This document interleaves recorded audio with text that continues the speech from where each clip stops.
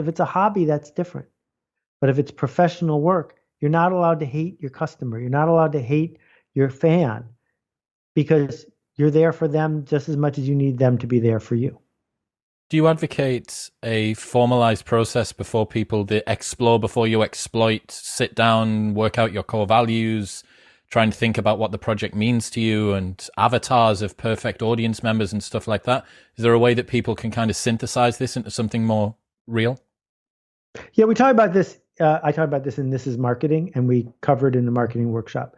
So I believe that intentional action, sometimes called design thinking, saves a lot of time and energy. Who's it for? What's it for? What do I seek to accomplish? These three questions. How will I know if it's working? You don't have to answer those questions, but then you're stumbling around in the dark trying to knock a pinata out. This is different. This is saying, I'm here on purpose, with an intent, with a reason. That's hard because it puts you on the hook. And people don't want to be on the hook because if you announce it and it doesn't happen, then you got to say, I failed. I could do better. It didn't work. Whereas if you don't announce it, there's a lot more wiggle room. And so Bob Dylan, who makes up stuff even in his own autobiography, tells the story of what happened after he went electric at Newport. And what he did was he had a very specific idea about the music he wanted to make, who he wanted to make it for, and what change it would make. And he had a problem, which is his fans didn't want him to do that.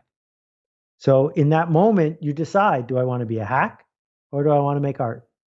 And so he said to his promoter, here's the deal.